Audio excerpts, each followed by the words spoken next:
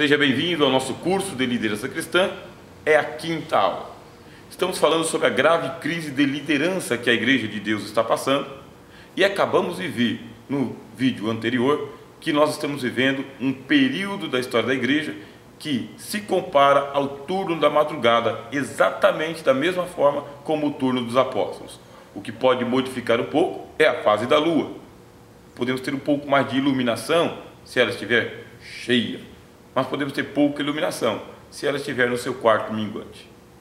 Vai depender muito também da posição das estrelas, mas as estrelas estão distantes. A realidade é que a Igreja de Deus está no turno da madrugada, passando por uma grave crise de liderança, e você está entrando justamente para trabalhar nesta hora.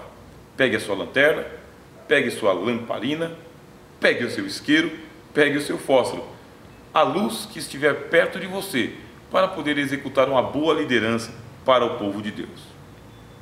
Você está sendo chamado. Lembre-se que eu estou utilizando o novo manual de liderança cristã que escrevi justamente para poder propagar este curso de treinamento. É inegável que a casa de Deus está passando por uma grave crise de liderança. Portanto, é nesta hora que o Senhor está levantando pessoas capacitadas para dar sequência aos trabalhos da igreja. Estamos falando de sequência. Não estamos no marco zero. Não precisamos inovar. Não precisamos renovar. O que precisamos é de avivamento. Líderes avivados que sabem pegar a tocha que foi lhes entregue nas mãos e levar a igreja para o próximo estágio. Você não precisa inovar, porque infelizmente as pessoas estão tão insatisfeitas com as suas lideranças e com as suas igrejas, que na primeira oportunidade, ajuntando 2 famílias, 5 ou 10 pessoas, já divide a casa de Deus, já abre uma nova porta, já coloca uma nova placa de denominação e começa tudo de novo, o ciclo vicioso. Você é um continuador da obra de Deus e não um iniciador. Eu não falo contra os trabalhos missionários, porque os trabalhos missionários são necessários para se levar a igreja aonde não há igreja, como disse o apóstolo Paulo, não lançando o nosso fundamento onde alguém já trabalhou, para que não me venha gloriar em cima do trabalho de outro. Você não precisa inovar, principalmente nos centros urbanos. Agora, o trabalho evangelístico tem que ser feito, o trabalho missionário tem que ser feito, e isso deve ser feito sob a supervisão de um ministério, supervisão de uma igreja, supervisão de uma liderança que já está constituída. Há casos excepcionais em que Deus chama alguém para o apostolado, e neste caso existe uma visão que Deus dá para essa pessoa, uma unção que Deus dá para essa pessoa, uma direção que Deus dá para essa pessoa, que se mantém em concórdia com os seus irmãos que lhe vão ungir, consagrar, ordenar, separar, nomear e enviar. Não se tratam de celeumas, confusões, rupturas, sedições, facções, que são chamadas de obras da carne. Um novo trabalho missionário, ele é abençoado por aquele que anteriormente te trouxe ao Evangelho e deu substância e ensino para que você pudesse ser um cristão de qualidade. Deus está levantando pessoas capacitadas, meus irmãos, para o trabalho. E a capacitação exige uma experiência anterior, um preparo anterior, um treinamento anterior. E alguém tem que ter feito isso por você. Agora, a gente vê que muitas lideranças incipientes, que não conseguem reter os conteúdos da fé cristã, estão surgindo e estão causando mais dano ao reino do que proveito. Estão prestando um desserviço para a obra de Deus. Porque quando você está despreparado, mas julga que está preparado, e você vai liderar o povo, aí acontece um desserviço. Os imprevistos são inúmeros. O desgosto que você sente também é gigantesco. E muita pessoa de boa intenção, boa índole, mas despreparado para a liderança, começou um trabalho, o trabalho naufragou e a pessoa naufragou junto com o trabalho. não teve condições de retornar para a sua antiga igreja, para a sua antiga liderança, e também não consegue mais prosseguir. É triste essa situação. Eu recomendaria que você pensasse muito bem, 1000 vezes, antes de iniciar um novo trabalho, simplesmente porque você está desgostoso com a sua liderança anterior. Você é um prosseguidor da obra de Deus, deve dar sequência, mas precisa estar muito bem preparado para dar sequência também. Deve assumir o seu turno na obra de Deus, e o seu turno, que eu falei anteriormente, é o turno da madrugada da história da igreja.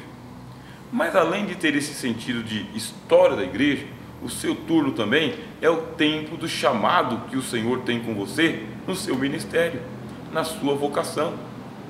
Esse tempo exige maturação, e o tempo de maturação é diferente para as pessoas. Uns amadurecem mais rápido, outros mais lentamente. O importante é que não chegue a um ponto de apodrecimento, quer dizer, passou do tempo, e também não pode estar num ponto de está verde, não tem maturidade, não tem sabor, não tem gosto, não tem textura. Sabe que eu trabalhei muito tempo justamente nesta área de frutas, legumes e verduras. E eu, quando ia comercializar, eu tinha que ter certeza de que o produto estava em ponto de maturação para venda e consumo. Não podia estar verde, não podia estar apodrecido, tinha que estar no ponto de qualidade. Preste atenção, você é um fruto do reino de Deus. Precisa estar no ponto ideal e correto para poder produzir as benesses para o reino de Deus. Você tem maturidade? Você está capacitado? Você está se capacitando? Como que está o exercício da sua liderança? Quais são os pensamentos que estão tomando conta da sua mente? Você está se aprimorando?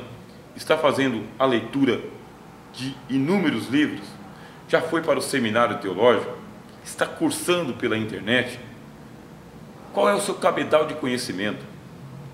E as suas relações públicas com a sua igreja? São amistosas? São animosas?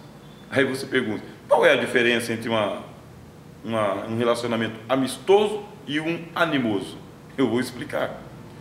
Relacionamento amistoso é o do amigo para amigo.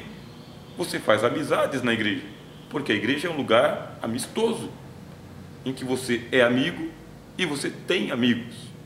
Agora, se você for animoso, é diferente. Não é que você é animado. Animado é um amigo empolgado, envolvente, envolvido, entusiasmado, agradável de estar por perto. Agora, o animoso é aquele que causa confusão, é aquele que acirra os ânimos, que causa celeumas, confusões, é um contendeiro, é um intrigante, é uma pessoa que fica procurando o que popularmente a gente chama de pelo em ovo. Pessoas que encontram problemas.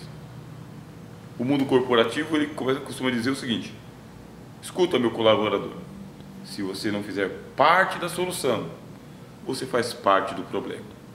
Se você não é amistoso, você é animoso. Se você é animoso, eu vou ter que trabalhar com você para poder apaziguar o seu ânimo e te trazer para o lado amistoso.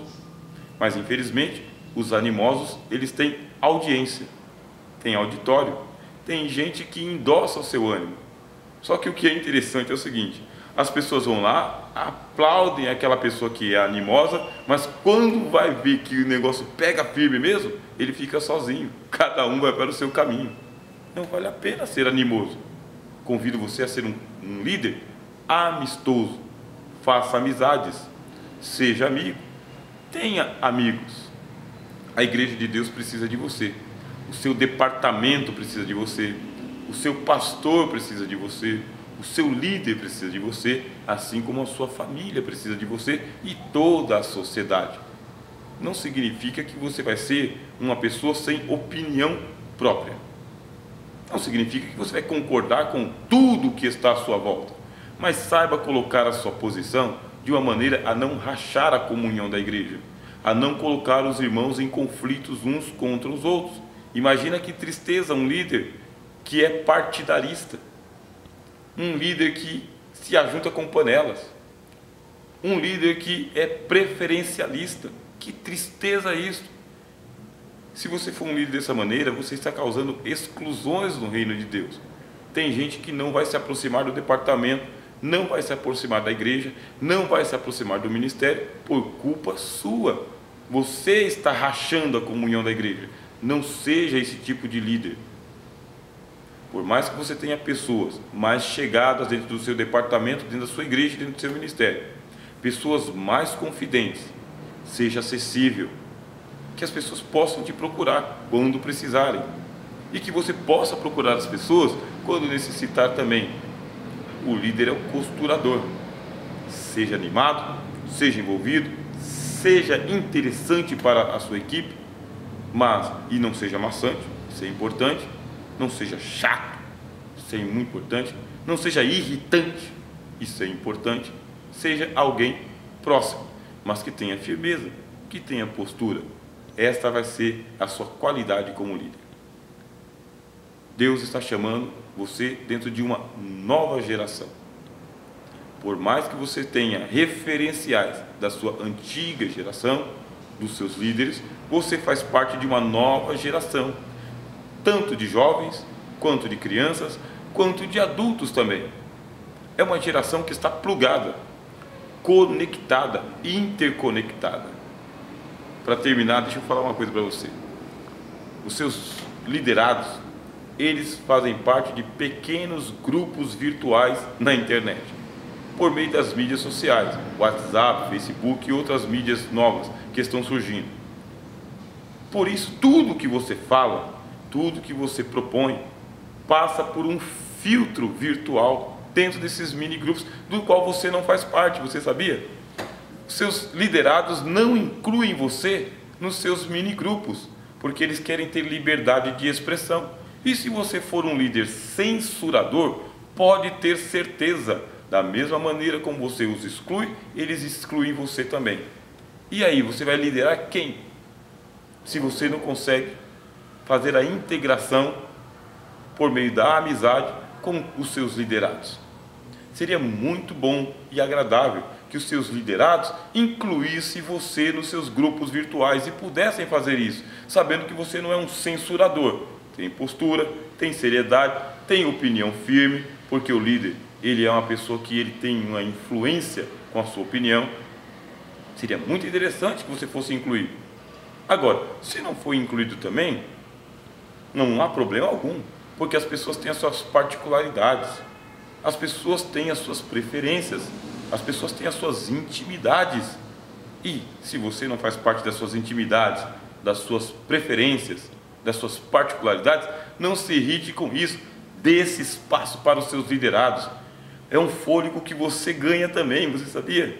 Você ganha fôlego. Não se intrometa nos assuntos particulares.